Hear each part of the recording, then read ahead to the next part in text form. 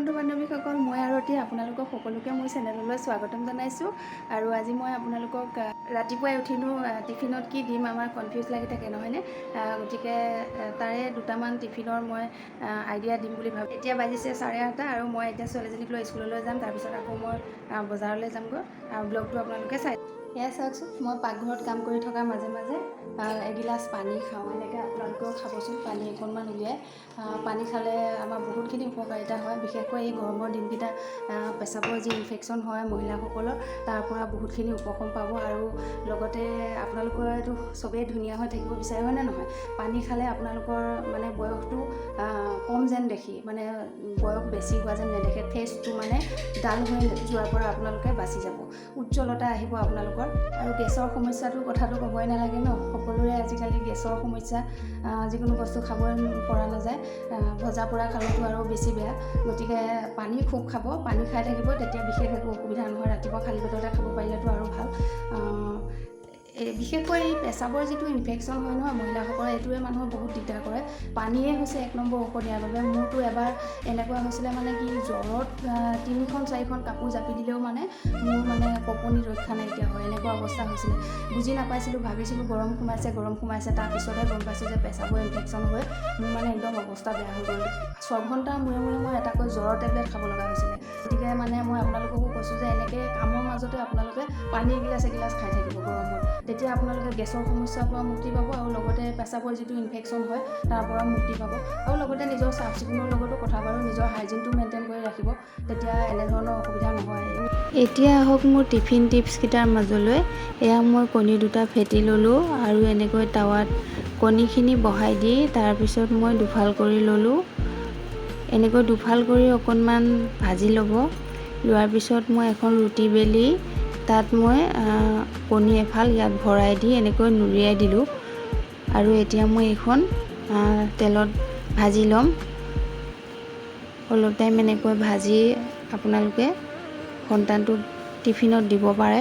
আপোনালোকৰ আটাৰ পৰিমাণ অনুযায়ী আপোনালোকে কণীখিনি ফেটি ল'ব, কেইটা কণী লাগে, কিমান পৰিমাণত আপোনালোকে বনায় বস্তুটো, তেনেকৈ ল'ব। এয়া হৈছে, এইটো মই ৰেডি কৰিলোঁ। এয়া চাওক, ব্ৰেডত এনেকৈ কণী লেটিয়াই আৰু এনেকৈও আপোনালোকে ফ্ৰাই কৰি টিফিনত দিব পাৰে। এইবাৰ ইয়াত লৈছোঁ মই আটা, গুড়, পাৰ্লেজি বিস্কুট, কল, ঘি তেনেকৈ মিলাই লৈ এয়া মই মালপোৰা বনাই দিছোঁ, ফুলা মালপোৰা। এনেকৈও আপোনাৰ সন্তানটিক ৰাতিপুৱা টিফিনত দিব পাৰে। অৱশ্যে ডাঙৰ ল'ৰা ছোৱালীখিনিৰ কথা বেলেগ বাৰু, সিহঁতকতো ৰুটি ভাজিয়ে দিবলৈ লাগে। এয়া মই আৰু এটা ৰেডি কৰিছোঁ, এনেকৈ পিনাট বাটাৰ অলপ ইয়াত লগাই দিছোঁ, আৰু ইয়াত মই অলপ গুড় দিম।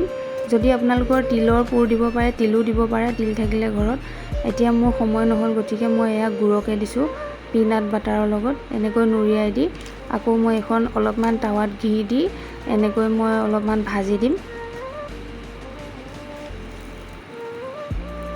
এনেকৈও আপুনি দিব পাৰে। সদায় একেবিধকে দিলে সিহঁতেও টান পায়, গতিকে বেলেগ কৰি আপোনালোকে তেনেকৈ দিলে সিহঁতৰ মনবোৰ ভাল লাগে। এইখন হৈছে, আৰু মই প্ৰায় ঘৰতে এনেকৈ বনাই দিওঁ, দোকানৰ বস্তু নিদোৱেই, এনেকৈ মই বনাই দিওঁ। এয়া বিস্কুট আৰু আটা দি এটা বেটাৰ প্ৰস্তুত কৰি লৈছোঁ, আৰু এনেকৈ আপোনালোকে টাৱাখন পাতি তাত চামুচেৰে বহলাই দিব, আৰু দি এনেকৈ 4 টুকুৰাকৈ কাটি দিলে তেনেকৈও দিব পাৰে। এয়া হৈছে চুজিৰ পায়স, জটপটকৈ এনেকৈ বনাই দিব পাৰে। আৰু এয়া চাওকচোন, এয়া হৈছে বেচনৰ চিলা। ইয়াত আপোনালোকে বিভিন্ন ধৰণৰ ভেজিটেবল মিলাই পেলাই দিব। এনেকৈ পোলাও বনাইও দিওঁ মই। তোমাৰ কেনেকুৱা লাগিছে? আৰু এয়া মই পাৰ্চেলটো খোলোতে অকণমান ভিডিঅ' কৰি ৰাখিছিলোঁ, আপোনালোকৰ লগত শ্বেয়াৰ কৰিলোঁ।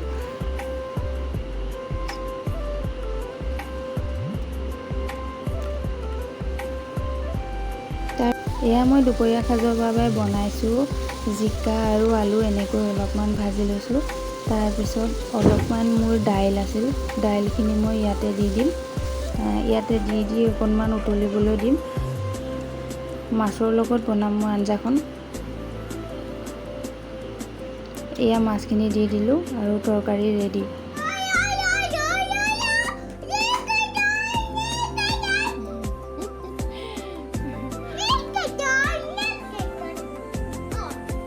যদি আপোনালোকে ভিডিঅ'টো চাই ভাল পালে তেতিয়াহ'লে ছাবস্ক্ৰাইব কৰি লাইক কৰি দিব। আজিলৈ সামৰিছোঁ, ধন্যবাদ।